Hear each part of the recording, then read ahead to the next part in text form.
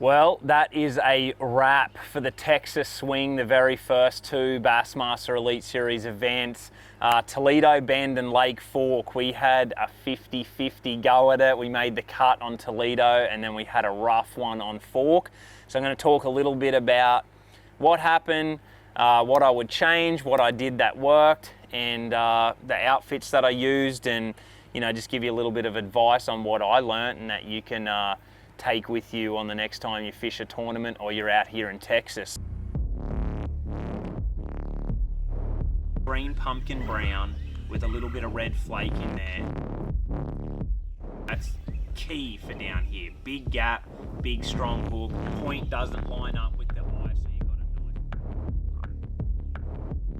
a nice. So Toledo Bend for me was easier because it was a no-brainer. It was cold. Those fish were not going to move shallow. I took that out of my mind and I went all in on fishing forward-facing live, and I never took my eyes off it. I practiced with it daylight till dark for 3 days straight on Toledo, searching.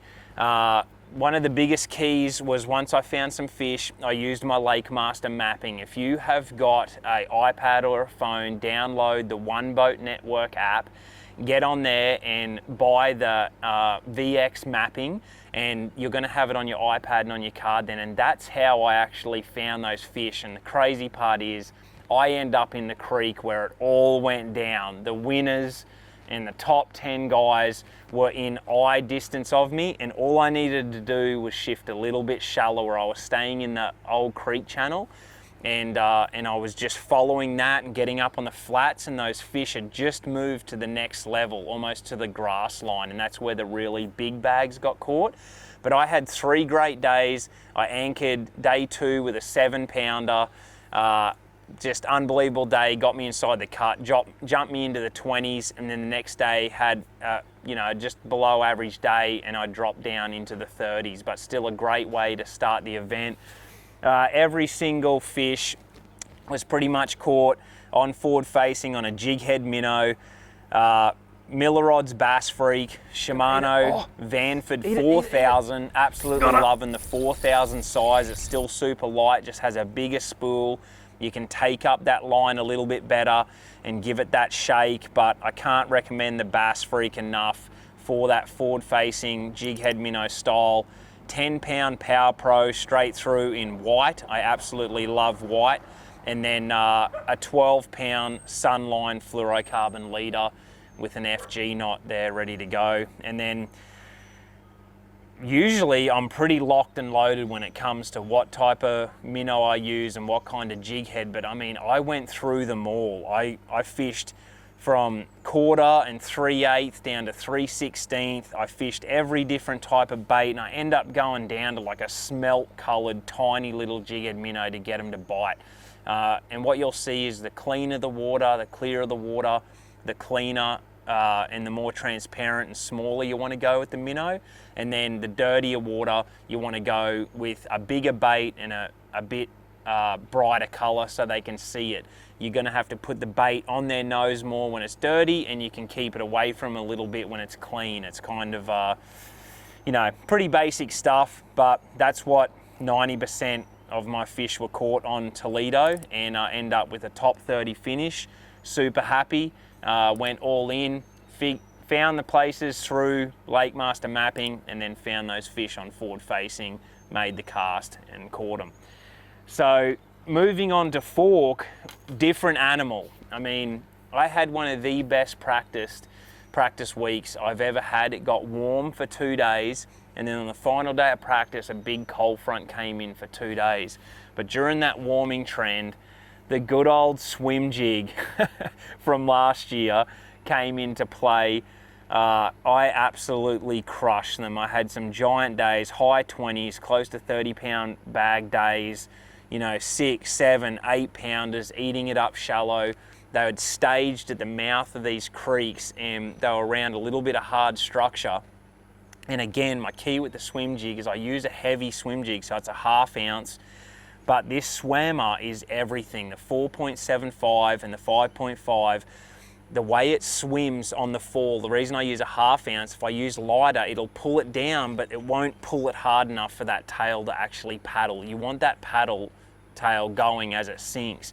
And I'm using my rod up high, and I'm hopping it and letting it fall. And when they get around a bed and they start to get territorial and that thing swims and falls on them, they can't stand it. And that's what creates that reaction bite and allows you to get all those giant bites. So this was an absolute killer through practice, and my good practice turned into a bad tournament because I just couldn't get my mind off it. I knew coming into this year, go all in on forward facing, and my instincts just drew me to the bank, and I started getting those big bites, and I was like, maybe this can be done. And sure enough, that cold front came in, it killed the swim jig bite, and it absolutely fired off out deep. So if I could have my time again, this is what I should have went all in on. It's the jerk bait. And that's what majority of the top 10 caught them on.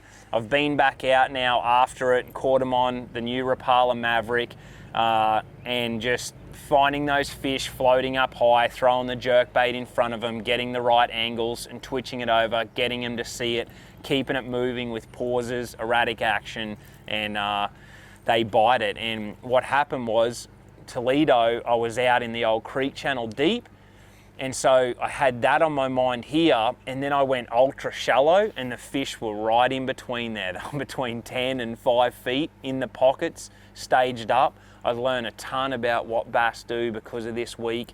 They don't go from the creek bed and their winter haunts to the bank like I thought they did, and majority of us thought they did. They continue to move. They move in waves, and their final spot is that last pocket where they sit, and they sit high and they suspend, and they can be down 5 feet, 10 feet, but they're shallow, and then they go to the bank. And the jerk bait just absolutely played for everyone, and I wish I kept that bad boy in my hand. But what I did do, which was a ton of fun, was on day 2, I went out and I threw an 8-inch mag draft. It's one of my favorite big baits to throw. Killer reel, Shimano Tranks, 5.8 to 1, 22 pound sunline shooter, straight through. And then on the Miller Rod's Dream Freak, it's my glide bait and my big bait rod. And I went out and I just threw that. And straight up in the morning, I caught a 6.6 and then a 5.6 back to back. I ended up with just over 20 pounds on it. And then I went out and tried to find him again forward facing, but I wish I just went out and threw this thing all day. But you know, I saved some points, 20-pound day after a really tough first day. I got to throw the big bait and catch him, but Texas Lake Fork just wasn't good to me as in the tournament.